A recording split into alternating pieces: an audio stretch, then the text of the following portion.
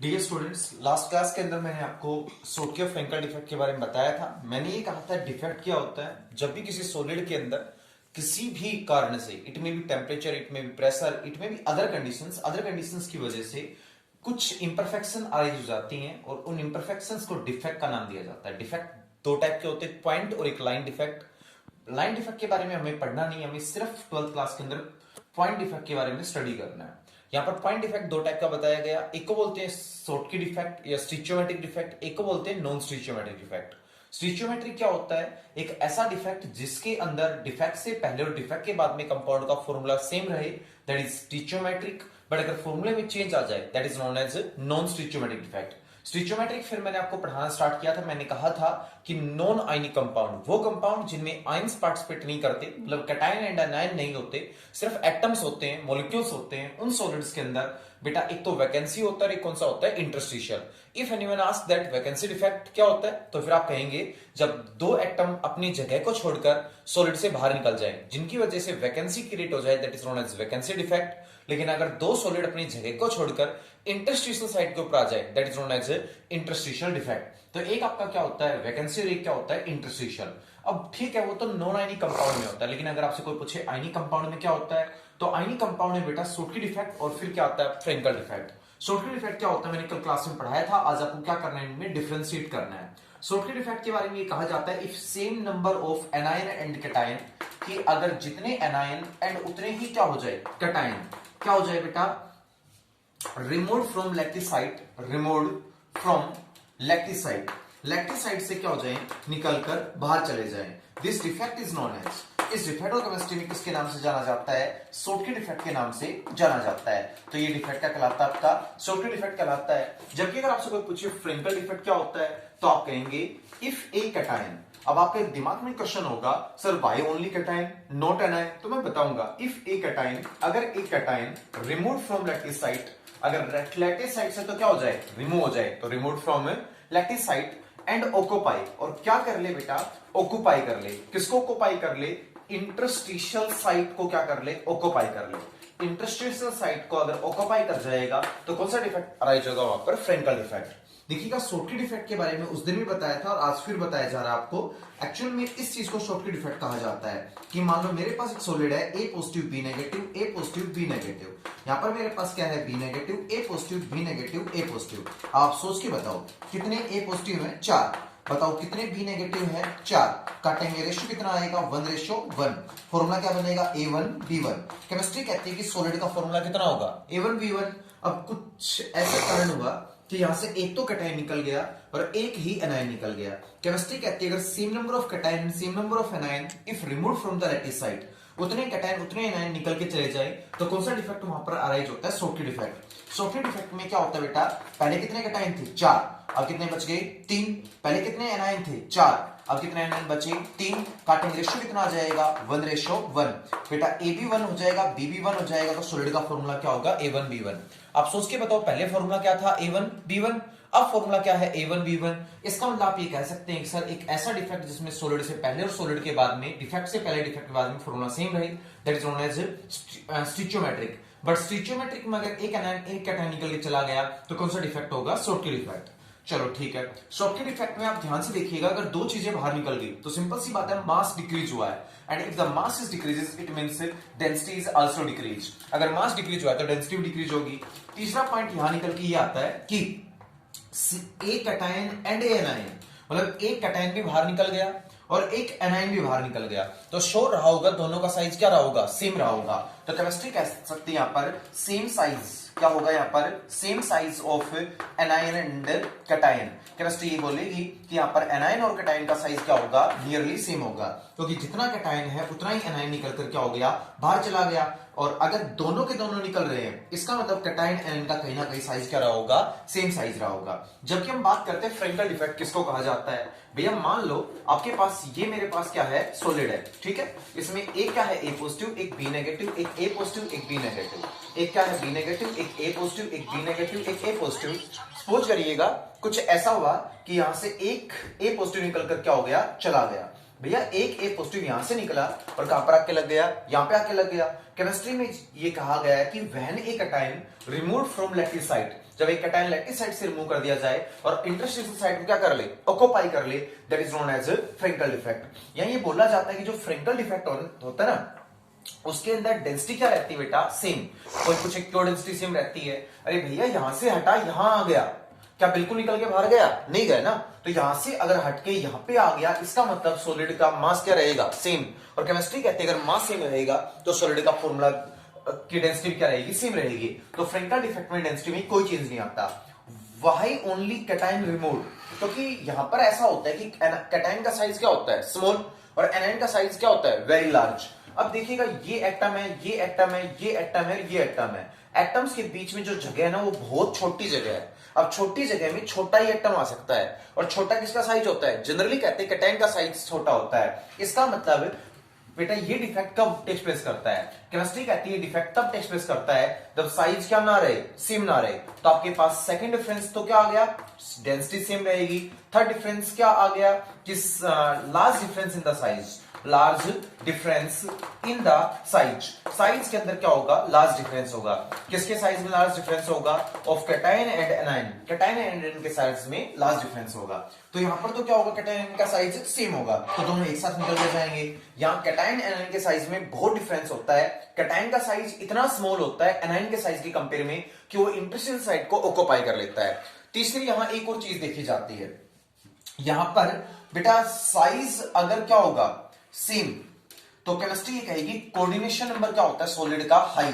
तो जिन सॉलिड्स में coordination number high होगा वो कौन सा डिफेक्ट शो करेंगे, शॉर्टकी डिफेक्ट। बट अगर साइज लार्ज हो चुका है, जब एक बार लार्ज आ गया तो नेक्स्ट टाइम क्या आएगा, लेस। तो केमिस्ट्री कहती है यहां पर कोऑर्डिनेशन नंबर क्या देखा जाता है, लेस देखा जाता है। तो यू कैन से दैट कि फ्रेंकल डिफेक्ट में कोऑर्डिनेशन नंबर क्या होता है, लेस होता है। तो यहां केमिस्ट्री बोलेगी कि शॉर्टकी डिफेक्ट में कोऑर्डिनेशन नंबर क्या होगा, हाई, जबकि बेटा फ्रेंकल डिफेक्ट में कोऑर्डिनेशन नंबर क्या होता है, लो कोऑर्डिनेशन नंबर रखा जाता है। कोई एग्जांपल की बात करें तो जितने भी अल्कली मेटल के हैलाइड होते हैं, जितने भी अल्कली मेटल के हैलाइड होते हैं, सारे के सारे कौन सा डिफेक्ट शो करते हैं, फ्रेंकल शॉर्टकी डिफेक्ट शो करते हैं। तो अगर आपसे कोई पूछे NaCl, आपसे कोई पूछे NaBr, आपसे कोई पूछे KBr, आपसे कोई पूछे LiBr, ये भैया कौन से डिफेक्ट शो करते हैं, शॉर्टकी डिफेक्ट। जबकि आप ये कहेंगे सिल्वर के जो कंपाउंड होते हैं, इट में बी सिल्वर ब्रोमाइड, इट में बी सिल्वर क्लोराइड, इट में बी सिल्वर आयोडाइड, ये सारे के सारे कौन सा डिफेक्ट शो करते हैं, फ्रेंकल डिफेक्ट शो करते हैं। भैया जिंक सल्फाइड भी कौन सा डिफेक्ट शो करता है, फ्रेंकल डिफेक्ट शो करता है। और तो आप कहेंगे सिल्वर के कंपाउंड और एक जिंक सल्फाइड कौन से डिफेक्ट शो करते हैं, फ्रेंकल।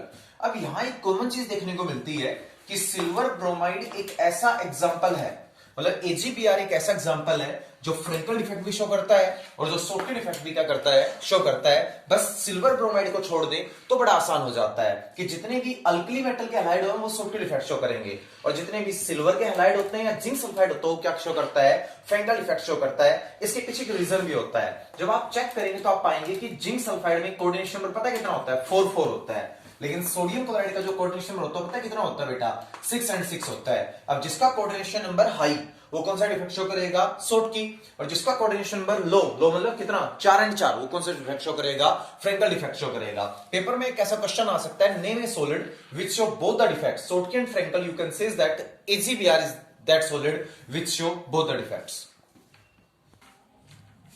देखिए स्टूडेंट, स्टिचियोमेट्रिक डिफेक्ट होने के बाद आपकी सेकंड टाइप आती है, that is non stoichiometric defect. Non stoichiometric defect आपको कहता है कि सर स्टिचियोमेट्री मतलब होता है सेम फॉर्मूला, तो नॉन स्टिचियोमेट्रिक मतलब फॉर्मूला इज डिफरेंट। तो आप क्या कहेंगे, आप बोलेंगे एक ऐसा डिफेक्ट जिसमें सॉलिड के अंदर डिफेक्ट होने से पहले और डिफेक्ट होने के बाद में फॉर्मूला अगर सेम नहीं रहेगा तो केमिस्ट्री में किसका एग्जांपल होगा, नॉन स्टिचियोमेट्रिक डिफेक्ट का एग्जांपल होगा। तो you can say that A defect in which the formula of the solid is not same before and after the defect. जैसे फॉर एग्जांपल मेरे पास एक सॉलिड है, उसमें आपको दिख रहा होगा 4 तो किसके एटम है A के, 4 ही किसके एटम है B के। मैं काटूंगा तो यहां कितना बनेगा 1:1, AB कितना हो जाएगा 1, BB कितना हो जाएगा 1, फॉर्मूला क्या बन जाएगा A1 B1।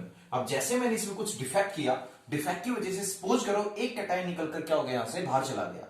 केमिस्ट्री कहती है कि अगर एक एनायन निकल के बाहर चला गया तो कैटायन तो कितने पहले की तरह 4, एनायन सिर्फ कितने बचे हैं 3, तो फॉर्मूला क्या हो जाएगा, कैंसिल आउट तो हो नहीं रहे, तो फॉर्मूला आएगा A4B3। अब केमिस्ट्री कहती है कि डिफेक्ट से पहले फॉर्मूला कुछ और रहे और डिफेक्ट के बाद में फॉर्मूला कुछ और रहे तो किसका एग्जांपल होगा? नॉन स्टिचियोमेट्रिक डिफेक्ट का एग्जांपल होगा। लेकिन नॉन स्टिचियोमेट्रिक डिफेक्ट दो तरह से हो सकता है। पहले तो क्या हो सकता है? Non stoichiometric defect involving excess of cation. अब देखो फॉर्मूला सेम नहीं है तो फॉर्मूले दो तरह से अलग हो सकता है। या तो कैटाइन क्या होंगे? ज्यादा मात्रा में, या सिंपल सी बात है एनाइन क्या होंगे? ज्यादा मात्रा में। तो कैटाइन एक तो तरीका ये होगा कि बाय एक्सेस ऑफ कैटाइन, और एक तरीका क्या होगा बेटा? Bye access of anion. तो हम कैटाइन या एक्सेस या एनाइन को एक्सेस करके हम क्या कर सकते हैं? नॉन स्टिचियोमेट्रिक डिफेक्ट को शो कर सकते हैं। वैसे केमिस्ट्री में कैटाइन को यहां पर क्या बोला जाता है? मेटल एक्सेस बोला जाता है। इसका मतलब हम क्या कर सकते हैं? नॉन स्टिचियोमेट्रिक डिफेक्ट को पहले केस में स्टडी करेंगे जिसमें हमें ये बताया जाएगा कि भैया यहां पर कैटाइन का मतलब होता है मेटल क्या रहेगा? एक्सेस में रहेगी। लेकिन आप सोच के बताओ कि भैया मेटल कैसे एक्सेस हो सकती है? सपोज करो पहले तुम्हारे पास कितने थे? चार तो क्या थे बेटा? ए पॉजिटिव, और चार ही कितने थे? B negative. कोई अगर आपको ये कह दे कि भैया कुछ ऐसा कर दो कि कैटाइन एक्सेस में आ जाए, मेरे पास दो तरीके हो सकते हैं। पहला तरीका तो ये हो सकता है कि मैं कैटाइन को तो उतना ही रखूं और एनाइन को क्या कर दूं? कम कर दूं। अब तुम खुद सोच के बताओ, अगर एनाइन कम हो गए, चार की बजाय हमने कितने कर दिए? तीन कर दिए, तो सिंपल सी बात है ऑटोमेटिकली कैटाइन क्या हो गए? एक्सेस में हो गए। सेकेंडली कोई अगर आपको ये कह दे कोई जरूरी नहीं भैया कैटाइन को एक्सेस में रखो, आप एक काम कर दो कैटाइन एक्स्ट्रा डाल दो। तो पहले कितने कैटाइन थे? चार, अब मैंने एक एक्स्ट्रा डाल दिया, कितने हो गए? पांच। यहां कितना हो गया? चार। तो केमिस्ट्री ये कहती है कि सर ये आपके पास क्या हो गया? एक सॉलिड। ये आपके पास क्या हो गया? दूसरा डिफेक्टिव। दोनों डिफेक्ट्स में पहले फॉर्मूला कुछ और था, अब फॉर्मूला कुछ और आ रहा है। इसमें भी कैटाइन ज्यादा मात्रा में है, इसमें भी कैटाइन ज्यादा मात्रा में है, बट इसमें कैटाइन कैसे ज्यादा हुए हैं? हमने एनाइन को हटा दिया, चार थे तीन कर दिए। इसमें कैटाइन ज्यादा कैसे हुए हैं बेटा? हमने एक एक्स्ट्रा कैटाइन को क्या कर दिया? इसमें डाल दिया। तो अगर हमें कैटाइन एक्सेस करने हैं तो हमारे पास मैंने बता दिए दो तरीके होते हैं, एक तो रिमूविंग ऑफ एनाइन और एक एडिंग ऑफ कैटाइन। तो कोई पूछे सर पहला तरीका क्या निकल के आएगा, तो आप बोल देंगे यहां पर मेटल एक्सेस डिफेक्ट। क्या बोलेंगे? Metal access defect. कैसा डिफेक्ट? जिसमें मेटल ज्यादा मात्रा में होती है, लेकिन बाय क्या करके बेटा? Removing of anion. हमें क्या करना पड़ेगा? Removing of anion. एक एनाइन को वहां से क्या करना पड़ेगा? हमें हटाना पड़ेगा। अगर एनाइन को हटा देंगे तो मेटल एक्सेस डिफेक्ट हो सकता है। आपको स्टूडेंट कहेगा सर बताओ एनाइन रिमूव कैसे होगा? तो केमिस्ट्री ये कहती है कि when sodium chloride is heated in presence of sodium vapours, अगर सोडियम क्लोराइड को सोडियम की वेपर्स की प्रेजेंस में हीट कर दे, potassium chloride is heated in presence of potassium vapours, lithium chloride is heated in presence of lithium vapours. मतलब sodium chloride को तो सोडियम की प्रेजेंस में, पोटेशियम क्लोराइड को पोटेशियम की प्रेजेंस में, लिथियम क्लोराइड को लिथियम की वेपर्स की प्रेजेंस में हीट कर दें, रिमेंबर दैट क्या होगा? मेटल एक्सेस डिफेक्ट होगा। और वो मेटल एक्सेस डिफेक्ट किसकी वजह से होगा? बाय रिमूविंग ऑफ एनाइन की वजह से होगा। चलो चेक कर लेते हैं इसका मतलब क्या होगा। तो मैंने एक काम किया, सबसे पहले एक सॉलिड लिया, ठीक है। सॉलिड मैंने किसका ले लिया बेटा? NaCl का ले लिया। भैया NaCl के सॉलिड के अंदर सारे के सारे किसका आयन होंगे? Na पॉजिटिव Cl नेगेटिव का, Na पॉजिटिव Cl नेगेटिव का। तो यहां पर Cl नेगेटिव, यहां Na पॉजिटिव, यहां पर Cl नेगेटिव, यहां Na पॉजिटिव, सारे के सारे आयन इसके होंगे। अगर हम NaCl को किसकी प्रेजेंस में हीट करें? सोडियम की प्रेजेंस में हीट करें। अब क्वेश्चन उठता है कि सोडियम की वेपर्स की प्रेजेंस में जैसे हीट किया जाता है, सोडियम अपने आप को तोड़ देता है किसमें? Na पॉजिटिव प्लस 1 इलेक्ट्रॉन में। भैया कैसे तोड़ेगा? तो सोडियम का एटॉमिक नंबर कितना होता है? 11। इलेक्ट्रॉन कॉन्फिगरेशन कितनी होती है? 2 8 and 1। आपको पता होगा हर एलिमेंट अपने आप को क्या चाहता है? स्टेबल, मतलब अपने वैलेंस शेल में 8 इलेक्ट्रॉन पूरे करना चाहता है। तो 8 इलेक्ट्रॉन पूरे करने के लिए एक इलेक्ट्रॉन छोड़ देगा। सोडियम के वैलेंस शेल में कितने बच जाएंगे? 8 इलेक्ट्रॉन बच जाएंगे। और सोडियम अपने आप को स्टेबल बनाएगा किस फॉर्म में? Na पॉजिटिव की फॉर्म में। मतलब सोडियम में चाहता है कि जैसे मैं इस सोडियम को हीट करूं, ये अपने आप को कन्वर्ट कर लेता है Na positive plus Cl negative में, सॉरी प्लस 1 इलेक्ट्रॉन में। केमिस्ट्री कहती है कि यहां से जो Na पॉजिटिव होता है वो क्या करता है? सॉलिड के अंदर से Cl नेगेटिव आयन को अपनी तरफ क्या कर लेता है? अट्रैक्ट कर लेता है। अब ध्यान से सुनिएगा यहां क्या होगा। भैया हुआ तो यहां पर ये कि जो आपके पास क्या है? सोडियम पॉजिटिव, यहां क्या है? Cl नेगेटिव, यहां क्या है? सोडियम पॉजिटिव, यहां क्या है? Cl नेगेटिव, यहां क्या है बेटा? Na पॉजिटिव, यहां क्या है? Cl नेगेटिव, यहां क्या है? Na positive. देखिएगा इस जैसे हमने हीट किया, सोडियम ने अपने आप को तोड़ दिया Na पॉजिटिव 1 इलेक्ट्रॉन में, Na पॉजिटिव और Cl नेगेटिव तो यहां से क्या हो गया? बाहर चला गया, और इसकी जगह बचा हुआ एक इलेक्ट्रॉन आ गया। अब पहले सोच के बताओ कितने सोडियम थे? आई थिंक पहले सोडियम चेक करोगे तो 4 थे, क्लोरीन कितने थे? 4 थे। कार्बन रेशियो कितना आएगा? 1:1। फॉर्मूला क्या बनेगा? Na1Cl1, मतलब पहले फॉर्मूला Na1Cl1 था। अब जैसे आपको कुछ डिफेक्ट हुआ, NaCl निकल के तो क्या हो गया? बाहर चला गया, उसकी जगह एक इलेक्ट्रॉन आ गया। बताओ कितने Na बचे? भैया Na तो वही कितने हैं 4, Cl कितने बचे 1 2 और 3 Cl बचा है, तो चला जा चुका है, तो Cl कितने बचे 3। केमिस्ट्री कह रही है कि पहले फॉर्मूला कुछ और था अब कुछ और है, तो क्या कहलाएगा नॉन स्टिचियोमेट्रिक। नॉन स्टिचियोमेट्रिक में तुम बताओ क्या होगा, कैटाइन ज्यादा मात्रा में हो गए एनायन कम मात्रा में हो गए, तो कौन सा डिफेक्ट हुआ metal access defect. Metal access किसकी वजह से हो रहा है, बाय रिमूविंग ऑफ एनायन, हमने एक एनायन को क्या कर दिया बाहर निकाल दिया। और याद रखना जब एक एनायन को हम इस तरह से बाहर निकाल देते हैं उसकी जगह एक इलेक्ट्रॉन आ जाता है, तो इस पॉइंट को कहा जाता है एफ सेंटर। क्या बोलते हैं एफ सेंटर बोलते हैं।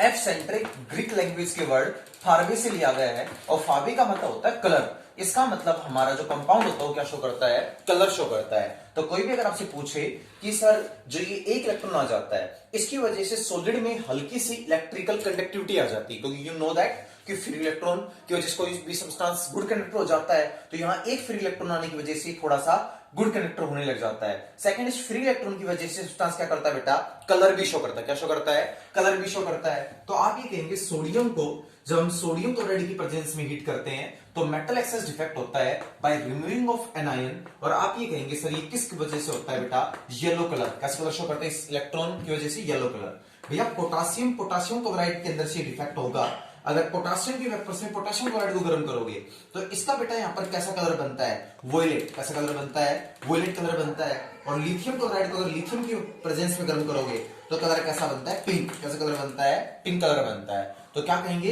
यहां पर येलो, यहां पर कैसा कलर बनता है वोयलेट, और यहां पर कैसा कलर बनता है पिंक कलर बनता है।